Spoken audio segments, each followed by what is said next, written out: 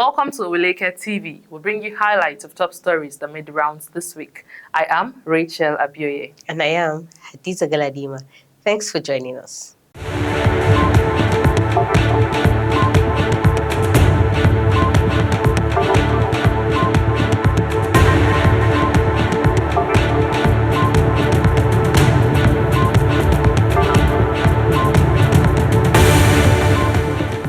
Chicago State University has committed to making President Bola Tinubu's academic records public if a directive to do so is issued by a United States court. This information was revealed in a document circulated by the People's Democratic Party on Thursday, August 24, 2023.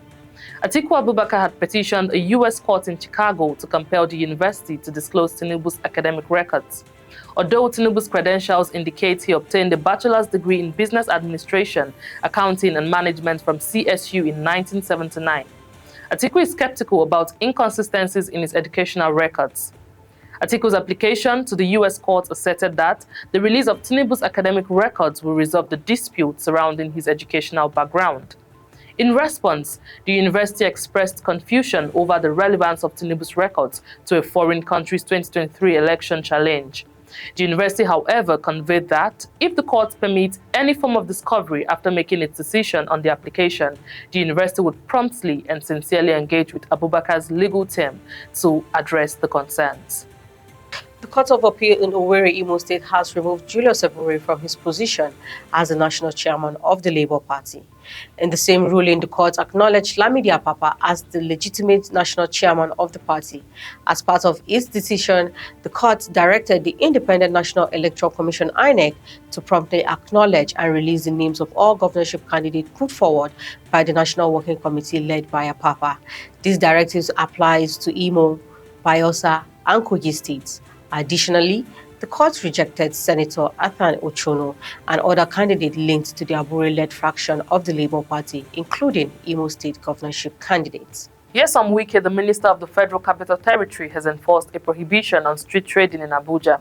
Wike's rationale for this prohibition stems from his belief that activities such as selling corn and street hawking contribute to the prevailing insecurity and criminal incidents in the nation's capital. He announced this directive during a firm discussion with the leadership teams of both the Federal Capital Territory Administration and the Federal Capital Development Authority. Wike, who previously held the position of governor in Rivers State, urged these leaders to remain dedicated to doing what is ethically right. He noted that even though times are hard, that should not be an excuse for lawlessness in the capital city.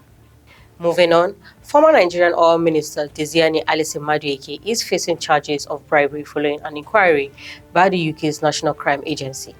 The agency asserts that she receives bribes to secure lucrative oil and gas contracts during her tenure in the government.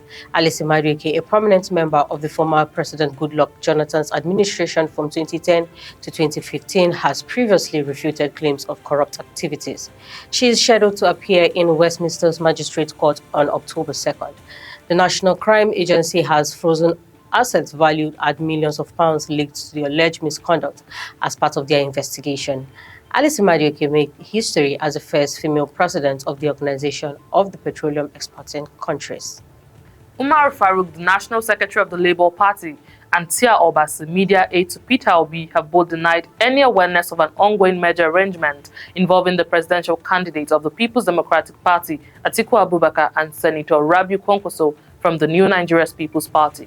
Meanwhile, the All Progressive Congress confidently stated that President Bola Tinubu would not encounter any difficulties in defeating them once more if their intention was to prevent his victory in the 2027 presidential election. These statements come after media reports suggested that Atiku, Kwankwaso, and Obi had initiated preliminary discussions regarding a potential merger, with the ultimate aim of establishing a strong platform capable of overthrowing the current ruling party. In response to these claims, Umar Farouk dismissed the report as completely false.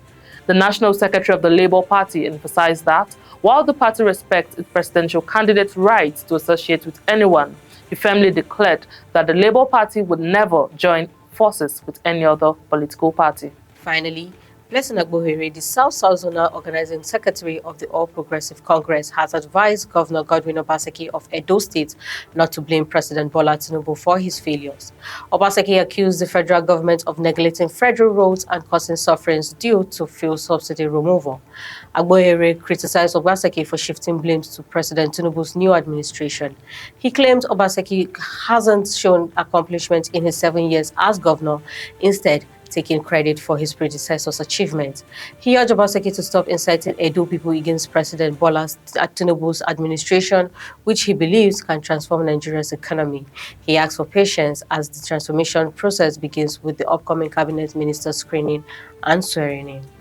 And that's it on Oweleketv News. Please do follow us on all our social media handles on Facebook, Instagram, and Twitter to get top stories as they drop.